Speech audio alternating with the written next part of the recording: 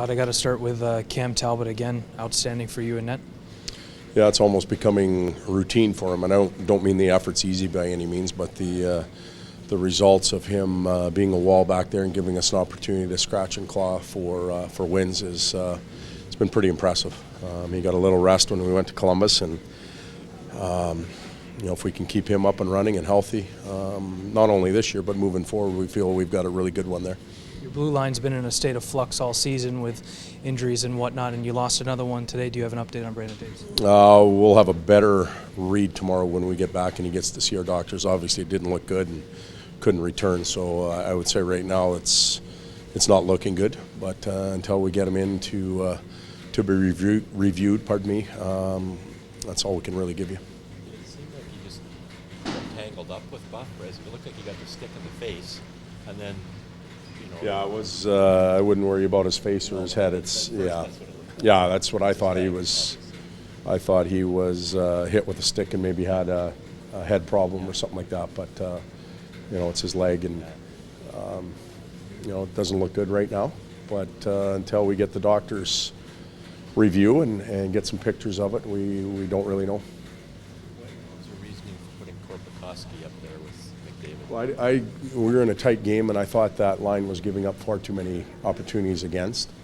And Korpi was playing hard on the walls. This team pinches a lot. They do some heavy board work. And Korpi was real strong on the board. So it was a more defensive maneuver on our behalf, not necessarily an offensive one. But he went to the net. We got a puck there, and he scored in the blue paint, so good for him.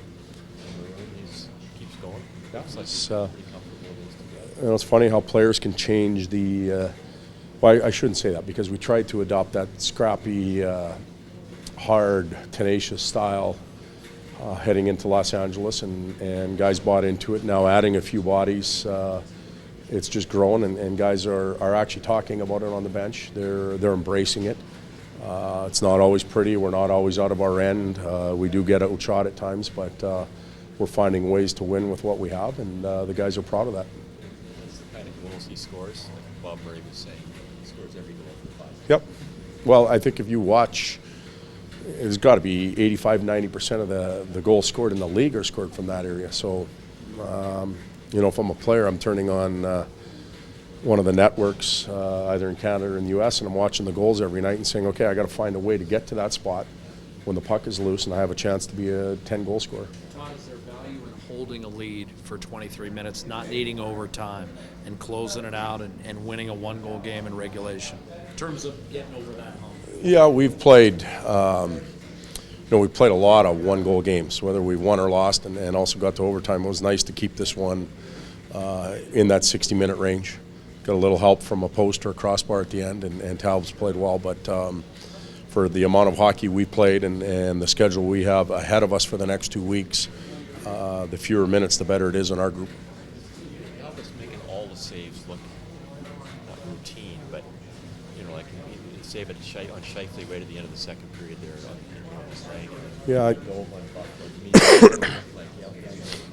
I think when that happens, a goaltender is, one, confident, two, he's in a real good position. He's reading the plays and anticipating where the puck is going. And if he just has to worry about the first one and not necessarily the second or third, it helps. And I believe we're getting better in that area. We're going to keep trying to get better in that area, but he's been a big part of our run here in the last 10 days, putting points in the bank.